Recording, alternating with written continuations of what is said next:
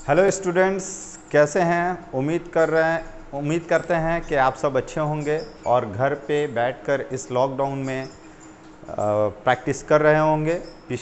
पिछले कुछ दिनों में हमने बहुत सारा वीडियो बनाया और आप लोगों को उसका लिंक सेंड किया, और अपने दोस्तों में इस लिंक को सेंड करें ताकि ज़्यादा से ज़्यादा लोग जो है इस लॉकडाउन में ऑनलाइन क्लासेस ले पाएँ और कुछ सीख पाएँ। तो आज हमारा डिस्कशन का जो पहला टॉपिक है वो है रेक्टेंगुलर पैरेललोपाइप, या फिर इसे हम लोग क्यूबॉइड बोल सकते हैं। ये क्यूबॉइड होता क्या है, इसके बारे में हम लोग अभी डिस्कस करेंगे। क्यूबॉइड, आप जिस रूम में रहते हैं या फिर आपके पास जो बुक है, वो बुक का जो शेप होता है वो भी एक क्यूबॉइड है। एग्जाम्पल के तौर पे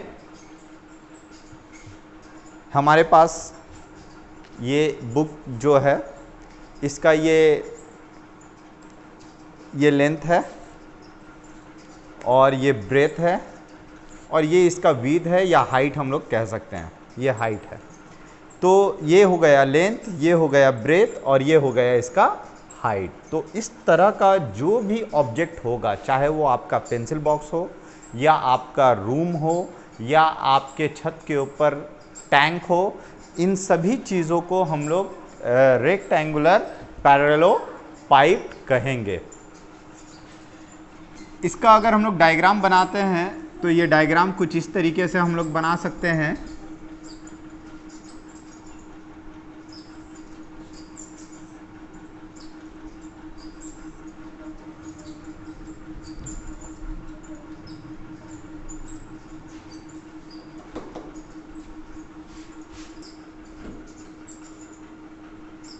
ये जो हम लोग देख सकते हैं ये हो गया है लेंथ, इसे हम लोग लेंथ कहेंगे। और ये आप जो बेस है, मान लीजिए आप जिस रूम में रह रहे हैं, आप अभी जिस रूम में बैठे हैं, उस रूम का जो सबसे लॉन्गेस्ट साइड होगा, उसे हम लोग लेंथ कहेंगे, और जो शॉर्टेस्ट साइड होगा उसे हम लोग ब्रेथ कहेंगे। ये हो गया हमारा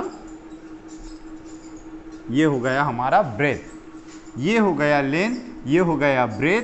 और आपके रूम का तो हाइट होगा, तो आप जहाँ खड़े हैं या बैठे हैं अपने सर को उठा कर देखें, तो जितनी ऊंचाई तक आप देख पा रहे हैं वो आपका हो गया हाइट। तो ये हो गया आपका हाइट, तो ये हो गया लेंथ, ये हो गया ब्रेथ और ये हो गया हाइट।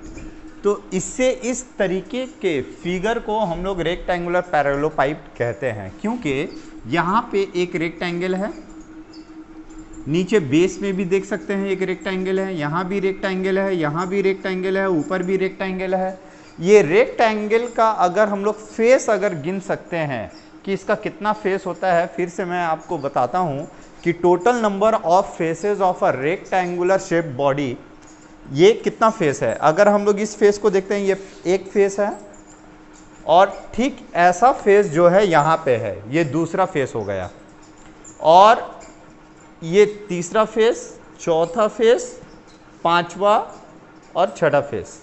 तो यहाँ पे हम लोग फेस देख सकते हैं कि एक और दो फेस, 1 2 3 4, और ये 4 फेस। तो 4 और 2 कितना हो गया, कुल मिलाकर 6 फेसेस। तो हम कह सकते हैं कि एक रेक्टेंगुलर पैरेललोपाइप का 6 फेसेस होता है। कितना फेसेस होता है, 6 फेसेस। अब आ जाएं, इसका एज कितना हो गया। एज हम लोग उस पोर्शन को कहेंगे जो 2 फेस जहां मिलता हो, जैसे कि ये एक फेस है और ये एक फेस है, ये फेस और ये फेस, ये दोनों फेस जहां आकर मिल रहा है, इसे हम लोग एज कहेंगे। तो कितना एज हो गया, ये एक एज, ये 2, ये 3, ये 4।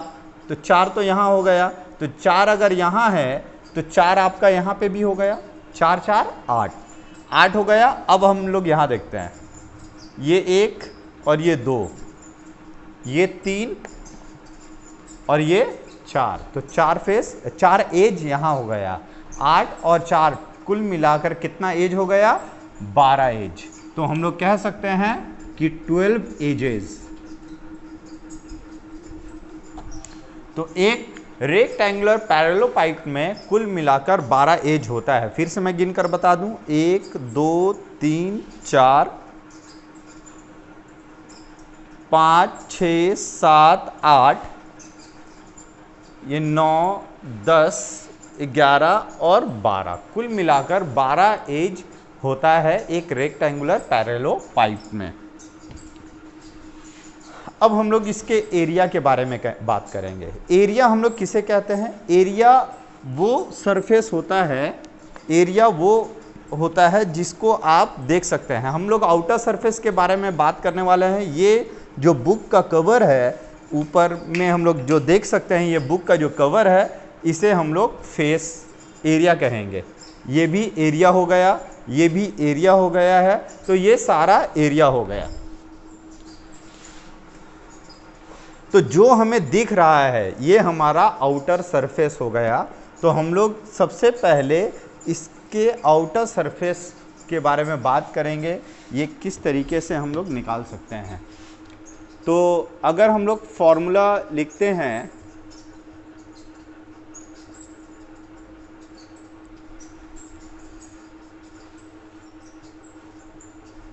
टोटल सरफेस एरिया, अगर हम टोटल सरफेस एरिया अगर निकालेंगे तो टोटल सरफेस एरिया कैसे निकाल सकते हैं? सबसे पहले आप इस सरफेस को देखें, इस सरफेस को देखें, यहाँ पे ये क्या है? लेंथ है, और यहाँ आपको क्या नज़र आ रहा है? ब्रेथ। अगर हम लोग इसको ऐसे करते हैं, ये हो गया लेंथ और ये हो गया ब्रेथ, तो ये लेंथ और ब्रेथ मल्टीप्लाई करेंगे तो ये सरफेस का एरिया आ जाएगा, इसका एरिया आ जाएगा। तो लेंथ इंटू ब्रेथ, ये एक हो गया, तो ये भी तो लेंथ और ब्रेथ है, तो ये लेंथ और ब्रेथ और ये लेंथ और ब्रेथ, तो 2 बार लेंथ और ब्रेथ आया। तो 2 into length into breath plus 2 into, अब उसी तरीके से मान लीजिए ये लेंथ है और ये ब्रेथ है, तो लेंथ इंटू ब्रेथ मल्टीप्लाई करेंगे, ये सरफेस आ गया, तो हम लोगों ने 2 से मल्टीप्लाई किया, तो ये भी एरिया आ गया और ये भी एरिया आ गया। तो ये एरिया और ये एरिया, तो इसीलिए लेंथ इंटू ब्रेथ एक एरिया है, एक सरफेस का एरिया है, लेकिन ये 2 जगह है, एक यहाँ है और ठीक इसके एक पीछे है, तो इसलिए इंटू 2 आया। इसी तरीके से अगर हम लोग देख सकते हैं तो ये हाइट है, ये हम लोग बोल सकते हैं कि ये हाइट है।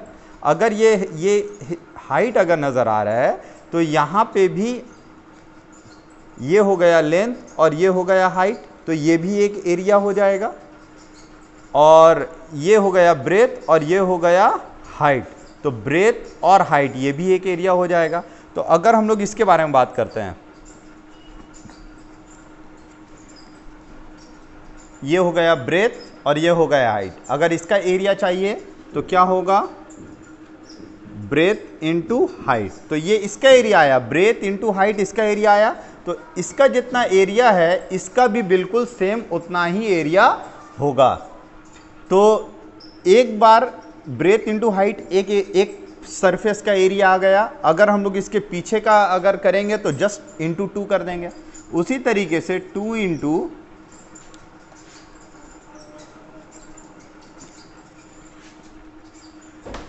उसी तरीके से अब हम लोग ये देखेंगे लेंथ इंटू हाइट, ये एरिया, तो ये जितना एरिया होगा इसके पीछे भी उतना ही एरिया होगा, तो लेंथ इंटू हाइट एक एरिया हो गया, तो लेंथ इंटू हाइट, और इसको 2 से मल्टीप्लाई करेंगे तो उसका बैक पोर्शन आ जाएगा। तो अगर हम लोग इस सब में 2 कॉमन लेंगे तो length into breath plus breadth into height plus length into height, ये जो हमारा आएगा ये टोटल सरफेस एरिया आएगा। कभी भी एरिया जो होगा वो यूनिट स्क्वायर में होता है। किस में होता है? वो यूनिट स्क्वायर में। एरिया हमेशा यूनिट स्क्वायर में होगा, और यूनिट का मतलब हो गया मीटर स्क्वायर, या सेंटीमीटर स्क्वायर या डेसीमीटर स्क्वायर, कुछ भी। तो 2 डायमेंशनल होता है एरिया, इसलिए हम लोग यूनिट स्क्वायर देते हैं। तो यहाँ पे हम लोग कोई भी यूनिट हो, चाहे वो मीटर हो, सेंटीमीटर हो, डेसीमीटर हो, उस यूनिट पे हम लोग स्क्वायर डाल देते हैं तो टोटल सरफेस एरिया आता है।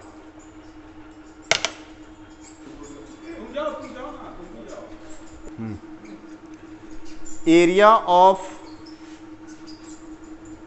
4 वॉल, ये एरिया ऑफ 4 वॉल मतलब आप जिस घर में हैं इसके चारों तरफ तो वॉल है। ये वॉल अगर आप इस घर में हैं, मान लीजिए ये आपका पहला वॉल है और ये आपका फ्रंट वॉल, दूसरा वॉल, और पीछे जो है आपका तीसरा वॉल है, और ये ठीक यहाँ पे चौथा वॉल है। तो आपके फ्रंट में और आपके बैक में, मतलब ये जो फ्रंट है और ठीक इसके पीछे जो बैक है, इसका लेंथ और हाइट जितना होगा, पीछे भी लेंथ और हाइट उतना ही होगा। उसी तरीके से यहाँ पे ब्रेथ और हाइट, इसका एरिया जितना होगा, ठीक इसके ऑपोजिट वाले में एरिया बिल्कुल वैसा ही होगा। एग्जाम्पल के तौर पे मैं आपको बताऊं, मान लीजिए ये आपका रूम है और इस रूम में आप यहाँ रह रहे हैं। ये है लेंथ और ये है हाइट, और ये है ब्रेथ और ये है हाइट। तो आप इस रूम में रह रहे हो, तो ये आपका वॉल है, ये आपका वॉल है, ये आपका वॉल है, ये आपका वॉल है। एरिया ऑफ 4 वॉल, इसका एरिया अगर आपको पेंट करना है तो पेंट करने के लिए आप ये वॉल को पेंट करोगे ना, अपने रूम को तो पेंट करोगे तुम। तो अगर पेंट करना है तो आपको क्या करना होगा, ये है लेंथ और ये है हाइट, ये है ब्रेथ और ये है हाइट। तो ये एरिया जितना होगा, ठीक इसके पीछे भी एरिया उतना ही होगा। इसका एरिया जितना होगा, ठीक इसके पीछे का एरिया बिल्कुल उतना ही होगा। तो अगर हम लोग कह सकते हैं कि अगर इसका एरिया, ये फ्रंट का एरिया चाहिए, तो लेंथ इंटू हाइट, तो इसको 2 से मल्टीप्लाई कर देंगे तो पीछे भी आ जाएगा। Length into height into 2 plus उसी तरीके से ब्रेथ इंटू हाइट, तो 2 इंटू ब्रेथ इंटू हाइट। तो अगर हम लोग इस 2 कॉमन लेते हैं, length into height, sorry H भी कॉमन ले लेते हैं, L plus B, 2 into H into L plus B, ये आपका फाइनल। तो ये एरिया ऑफ 4 वॉल, 4 वॉल का जो एरिया आया, ये फॉर्मूला होगा। अब आ जाते हैं वॉल्यूम के बारे में बात करते हैं। वॉल्यूम हम लोग कहते किसे हैं? बहुत किसी को कन्फ्यूज़न होता है कि आखिर वॉल्यूम क्या है, वॉल्यूम में हम लोग क्या कहेंगे, वॉल्यूम किसको कहेंगे। वॉल्यूम का मतलब ये होता है कि किसी भी चीज़ में तुम कितना मात्रा डाल सकते हो। एग्जाम्पल के तौर पे अगर आपके पास एक जग है, अगर आपके पास एक कंटेनर है, उस कंटेनर में आप कितना ज़्यादा पेंट डाल सकते हो, इसमें कितना ज़्यादा समा जाएगा, तो उसे हम लोग वॉल्यूम कहते हैं। उसी तरीके से आपका जो टैंकी है, आपके घर पे जो टैंक है, उस टैंक में कितना पानी समा जाता है, that is the volume of the tank. तो हम लोग वॉल्यूम के बारे में जब बात करेंगे तो इसका मतलब उस पर्टिकुलर ऑब्जेक्ट के अंदर, या वो ऑब्जेक्ट जो बन रहा है वो कितने मटेरियल से बना है। तो वॉल्यूम हम लोग क्या, अगर मान लीजिए ये एक टैंक है और यहाँ से एक छेद कर देते हैं, और छेद करने से यहाँ से अगर पानी जा रहा है इसमें, तो ये पानी ऊपर तक भर जाएगा, तो कितना वॉल्यूम भरेगा। तो वॉल्यूम का जो फॉर्मूला होता है वो length into breadth into height होता है, और ये हमेशा ये 3 डायमेंशनल होता है। इसमें लेंथ का अपना मीटर, ब्रेथ का मीटर और हाइट का मीटर। तो metre into metre into metre क्या होगा, मीटर क्यूब। तो length into breadth into height क्या हो जाएगा, यूनिट क्यूब। तो चाहे वो मीटर क्यूब हो या सेंटीमीटर क्यूब हो या फिर डेसीमीटर क्यूब हो, उसे हम लोग कोई सा भी यूनिट हो, हम लोग उस यूनिट के ऊपर क्यूब देंगे। तो ये हो गया वॉल्यूम का फॉर्मूला। अब आ जाते हैं हम लोग डायगोनल। ये डायगोनल के बारे में बात करते हैं। ये डायगोनल का क्या फॉर्मूला है, with the help of Pythagoras theorem we can find the diagonal. तो एक रूम का डायगोनल, आपके रूम में कितना लंबा एक रॉड आप रख सकते हो, सबसे लॉन्गेस्ट साइज का जो रॉड होगा जिसको आप रख सकते हैं वो डायगोनल होगा। तो इसका मतलब अगर मान लीजिए आपके रूम में गेट अगर यहाँ है, तो इस गेट से आप अगर इस एंड से इस एंड तक अगर आप एक रॉड रखोगे तो वो उतना लंबा नहीं होगा, लेकिन अगर एक रॉड आप घर के एक कॉर्नर से लेके अपने छत के दूसरे कॉर्नर तक जो आप रखते हो, दैट इज द डायगोनल। इसे हम लोग डायगोनल कहेंगे। तो diagonal is the longest length from one end to another end, from one corner to another corner, इसे हम लोग डायगोनल कहेंगे। तो डायगोनल का फॉर्मूला क्या होता है? Diagonal of a cube, cuboid,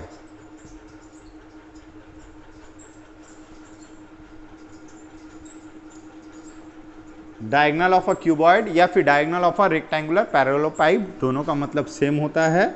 इसका फॉर्मूला होता है length square plus breadth square plus height square, इसके ऊपर स्क्वायर रूट।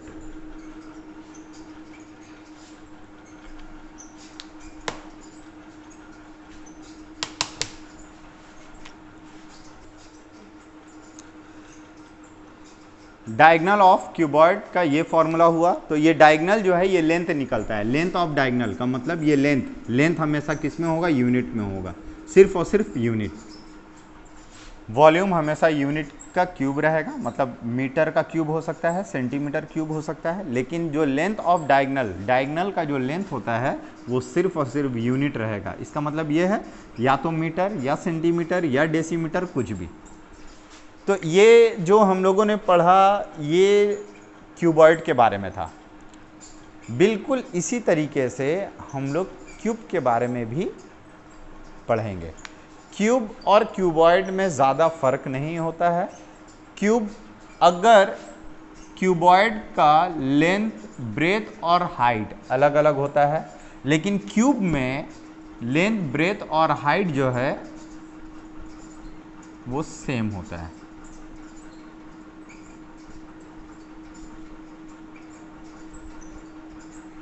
ये हो गया क्यूब। जैसे कि आप लोग आइस क्यूब जमाते हो अपने फ्रिज में, उसका लेंथ हर एक जगह से वो सेम होता है। लेंथ, ब्रेथ और उसका हाइट, हर फेस, हर एक एज, उसका हर एक एज सेम लेंथ का होता है। तो उसे हम लोग क्यूब कहते हैं। तो क्यूब का भी फॉर्मूला हम लोग अभी लिखेंगे, बिल्कुल इसी के तरह है क्यूब का भी फॉर्मूला। मैं ये डायग्राम करके एक तरफ मैं क्यूब का फॉर्मूला लिख रहा हूँ।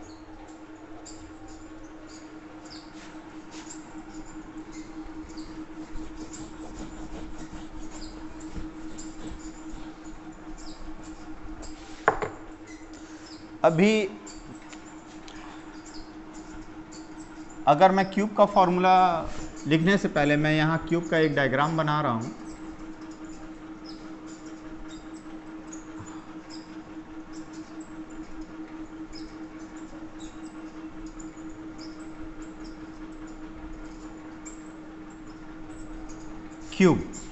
क्यूब और क्यूबॉइड ऐसा था, ये एक रेक्टेंगल था, और ठीक ये रेक्टेंगल के पीछे एक रेक्टेंगल था जैसे ये, और इनके एंड को जॉइन करने वाला। तो ये रेक्टेंगुलर पैरेललोपाइप था, मतलब ये था क्यूबॉइड, ये था क्यूबॉइड, लेकिन ये है क्यूब। तो हम लोग अब फॉर्मूला जो लिखने वाले हैं इस क्यूब के बारे में फॉर्मूला लिखने वाले हैं। तो सबसे पहले वही, अच्छा इसके बारे में भी बता दूं, इसका फेस जो है, इसका फेस कितना फेस होगा। जिस तरीके से रेक्टेंगुलर पैरेललोपाइप में जितना फेस 6 फेसेस था, तो इसका भी कितना फेस होता है? 6 फेस होता है। और सब सारा का सारा फेस बराबर होता है। मान लीजिए ये फेस 10 मीटर स्क्वायर का है, तो ये भी 10 मीटर स्क्वायर का होगा, ये भी 10 मीटर स्क्वायर का होगा, ये भी 10 मीटर स्क्वायर का होगा। सब सारा का सारा फेस सेम बराबर होगा, लेकिन क्यूबॉइड में बराबर नहीं होता है। इसके अलावा यहाँ एज कितने होते हैं, कुल मिलाकर यहाँ पे जिस तरीके से यहाँ ये एज 12 एज होता है, उसी तरीके से यहाँ पे भी 12 एजेस होता है। यहाँ हर एक साइड बराबर होता है, ये बराबर है, ये इसके बराबर हुआ, फिर ये इसके बराबर हुआ, ये सब लेंथ बराबर है, सब आपस में बराबर है, लेकिन यहाँ बराबर नहीं है। ये इसके बराबर है, ये इसके बराबर है, ये इसके बराबर है। तो ये, लेकिन यहाँ पे जितना भी साइड है ये सारा का सारा साइड आपस में बराबर होता है। तो हम लोग कह सकते हैं कि इसका लेंथ भी अगर मान लेते हैं, लेंथ को अगर हम लोग a मानते हैं, लेंथ अगर हम लोग a मानते हैं, लेंथ को a मानते हैं, और ये ब्रेथ को भी हम लोग क्या मानते हैं a, और हाइट को भी हम लोग a मानते हैं, क्योंकि जितना लेंथ होता है उतना ब्रेथ होता है उतना ही हाइट होता है। तो क्यों ना हम लोग a मान लें, उसको मान लेते हैं। लेंथ जो है वो a है, ब्रेथ जो है वो भी a है, और हाइट जो है वो भी a है, क्योंकि लेंथ ब्रेथ और हाइट तीनों इक्वल होता है। तो अगर हम लोग फॉर्मूला क्यूब का अगर लिखते हैं,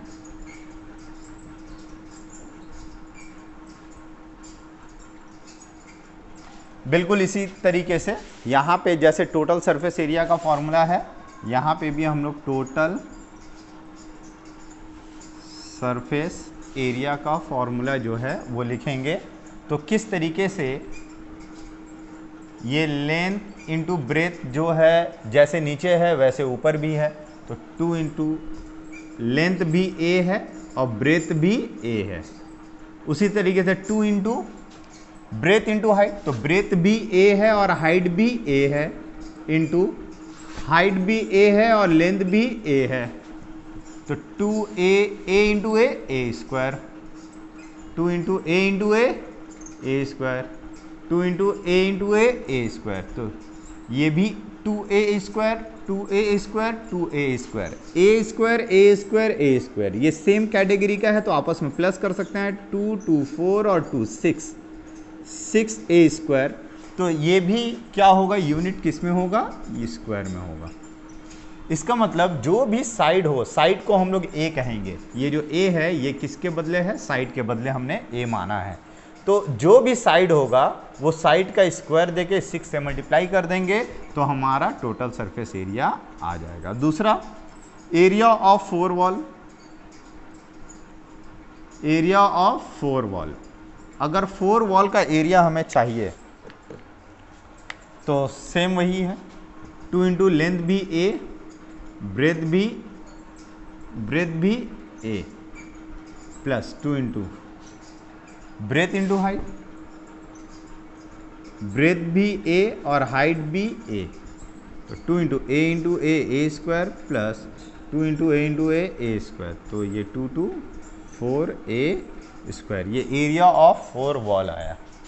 अब हम लोग बात करते हैं वॉल्यूम के बारे में।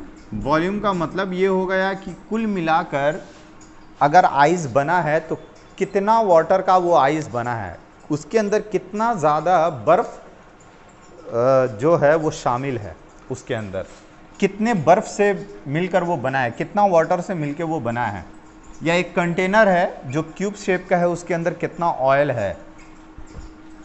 तो वॉल्यूम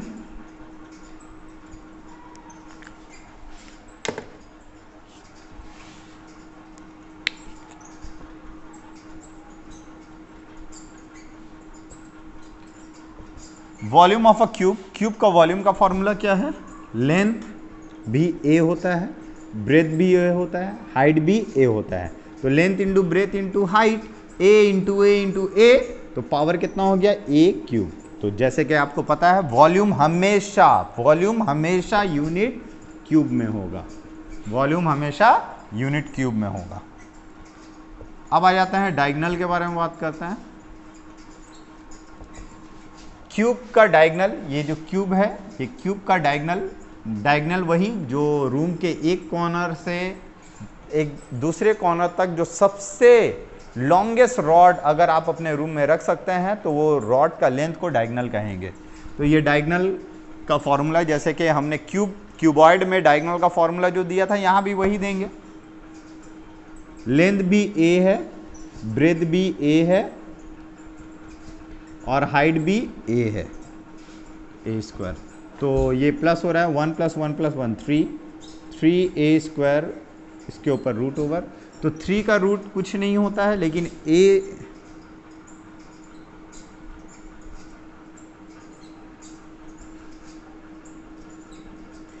a स्क्वायर का स्क्वायर रूट क्या होगा, a हो जाएगा। तो इसका मतलब a रूट के बाहर आ जाएगा, लेकिन 3 नहीं आ सकता है, तो 3 रूट के अंदर आएगा। a × √3 मीन्स √3 × a भी हम लोग कह सकते हैं, या फिर हम लोग इससे ऐसे भी कह सकते हैं √3 × साइड, क्योंकि a का मतलब तो साइड ही ना होता है।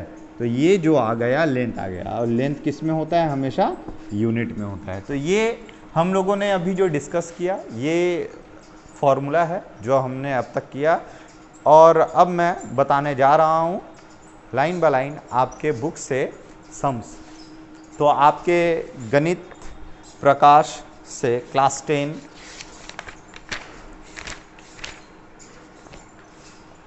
पेज नंबर 74 और एक्सरसाइज 4 चैप्टर 4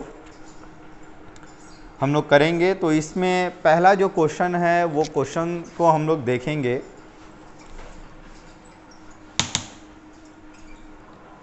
तो हम लोग अब हम लोगों के बुक से पहला जो क्वेश्चन है वो करने वाले हैं।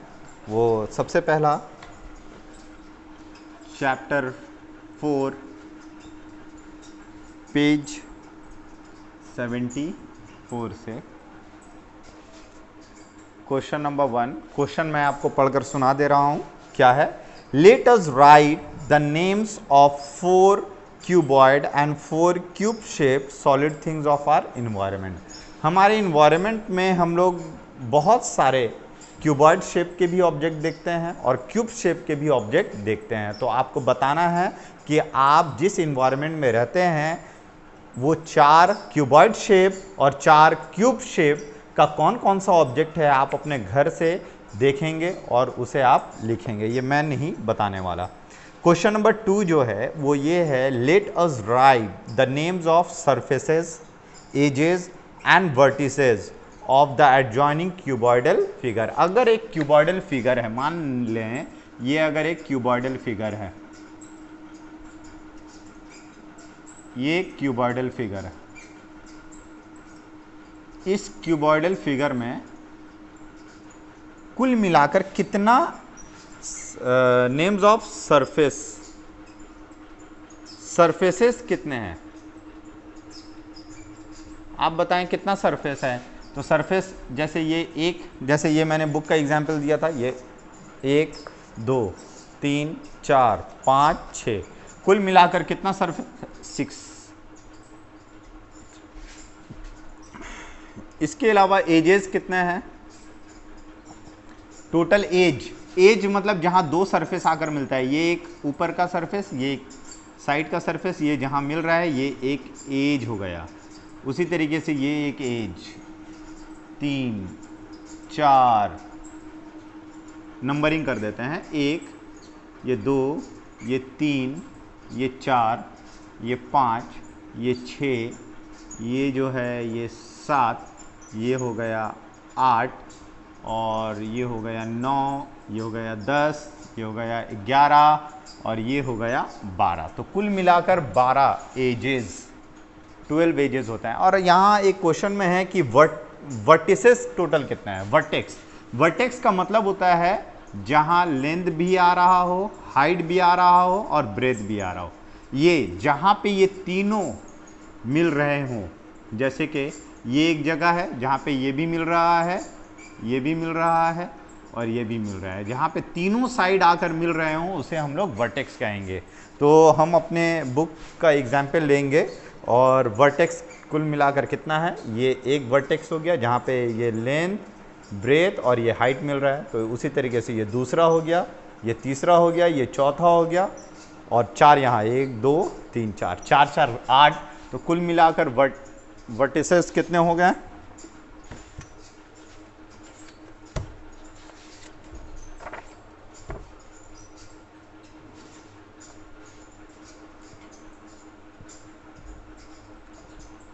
Eight vertices. ये क्वेश्चन नंबर 2 है। Question number 3, the length, breadth and height of a cuboidal room are 5 metre, 4 metre and 3 metre respectively.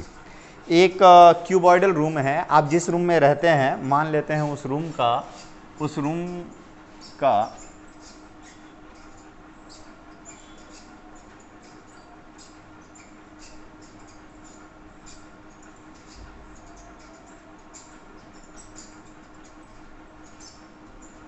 ये रूम में रहते हैं, मान लेते हैं इस रूम का जो लेंथ है वो 5 मीटर है। यहाँ कहा गया है कि the length, breadth and height of a cuboidal room are 5 metre, 4 metre and 3 metre respectively. Length 5 metre है, ब्रेथ 4 मीटर है और हाइट 3 मीटर है। हाइट 3 मीटर है और ये जो ब्रेथ है ये ब्रेथ 4 मीटर है, 4 मीटर है। Let us write the length of the longest rod which can be kept in that room. इस रूम में सबसे लॉन्गेस्ट रॉड आप कौन सा रख सकते हैं? तो सबसे लॉन्गेस्ट रॉड कौन सा रख सकते हैं? आप वही सबसे लॉन्गेस्ट रॉड रख सकते हैं जो one corner to another corner है ये। तो इसके लिए आपके पास लेंथ भी है जो कि 5 मीटर है, ब्रेथ भी है जो कि 4 मीटर है और हाइट भी है जो कि 3 मीटर है। तो therefore length of longest rod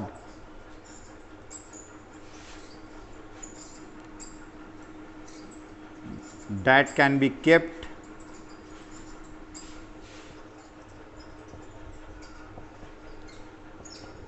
in the room। आपको अपने रूम में रखना है तो वो क्या होगा? फॉर्मूला होगा length square plus breadth square plus height square. Length है 5, ब्रेथ है 4 और हाइट है 3। तो 5 का स्क्वायर 25, 4 का स्क्वायर 16 और 3 का स्क्वायर 9। तो ये रूट ऐड कीजिए, ये हो गया 50, रूट 50। तो हम लोग यहाँ तक ही छोड़ सकते हैं या फिर हम चाहें तो इसको स्क्वायर रूट थोड़ा सिंपल फॉर्म में भी कर सकते हैं। 50 को हम लोग क्या लिख सकते हैं? 2 5 ज़ा 10, 10 5 ज़ा 50। तो अंदर कोई भी नंबर अगर 2 बार आएगा तो वो रूट से बाहर निकल जाएगा। तो ये पेयर में है तो ये बाहर निकल जाएगा। तो 5 रूट 2। तो ये किस में था? सारा मीटर मीटर मीटर। तो ये जो आपने लेंथ निकाला है रॉड का ये मीटर में आएगा। उसके बाद क्वेश्चन नंबर 4,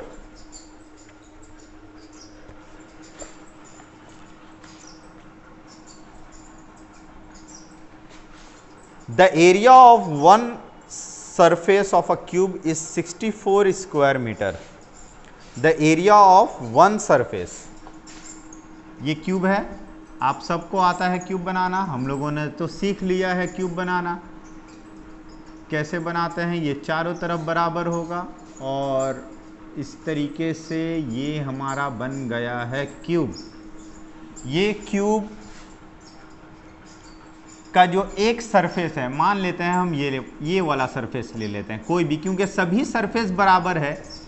इस क्यूब जो होता है इसका 6 का 6 सरफेस बराबर होता है, एक जैसा होता है। तो कोई भी एक सरफेस आप ले लें तो मान लेते हैं कि ये जो सरफेस है, ये सरफेस अगर हम ले लेते हैं, इस सरफेस का एरिया अगर 64 है, इस सरफेस का एरिया कितना है? इस सरफेस का एरिया अगर 64 कितना है?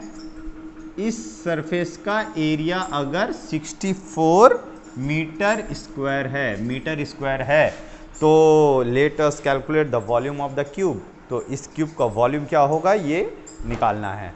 लेकिन वॉल्यूम निकालने के लिए हमारे पास वॉल्यूम का फॉर्मूला क्या होता है? वॉल्यूम का फॉर्मूला होता है साइड क्यूब। वॉल्यूम का फॉर्मूला होता है साइड क्यूब, क्योंकि इसमें क्या होता है a into a, length into breadth into height, volume तो यही ना होता है, तो ए इंटू ए क्यूब, तो ए क्यूब का मतलब साइड क्यूब। तो आपको साइड चाहिए, तो साइड तो है नहीं हमारे पास, एरिया है, तो जो एरिया है हमें इस एरिया से के मदद से हमें साइड निकालना होगा। तो देखिए जो गिवन कंडीशन है आप वो लिख लें। सबसे पहले हम लोग area of a face of cube कितना दिया हुआ है 64 मीटर स्क्वायर, 64 मीटर स्क्वायर। तो एरिया का क्या फॉर्मूला होता है, एक सरफेस है, मान लीजिए कि ये ए है और ये भी ए है, ए इंटू ए स्क्वायर, मतलब साइड स्क्वायर होता है, साइड स्क्वायर। ये area of a face of a cube, cube का एक फेस का एरिया होता है साइड स्क्वायर। तो ये 64 गिवन है, तो अगर आपको साइड निकालना है तो side equal to root over 64, तो 64 का रूट क्या होता है 8, तो ये 8 यूनिट, और यूनिट हमारे पास मीटर है, तो ये मीटर में निकला, तो साइड हमारे पास है। अब हम लोग वॉल्यूम निकाल सकते हैं। Therefore volume of a cube, एक क्यूब का जो वॉल्यूम होगा वो क्या होगा साइड क्यूब, तो साइड हमारे पास है 8, तो 8 इंटू 8, तो इसे हम लोग मल्टीप्लाई कर देंगे। 8 8 जा 64, 64 इंटू 8 512 मीटर क्यूब, तो ये हमारा वॉल्यूम ऑफ अ क्यूब आया। तो आज हमने सीखा कि क्यूब क्या होता है, क्यूबॉइड क्या होता है, इन दोनों में क्या डिफरेंसेस होता है। इसके अलावा हम लोगों ने कुछ सम्स भी हम लोगों ने किया जो कि क्यूब और क्यूबॉइड से रिलेटेड उसके सरफेसेस के ऊपर था, उसके वॉल्यूम के ऊपर था। मेरे नेक्स्ट क्लास में इंशाअल्लाह मैं डिस्कस करूँगा आगे जितना भी सम्स है वो सारा हम लोग नेक्स्ट क्लास में हम लोग डिस्कस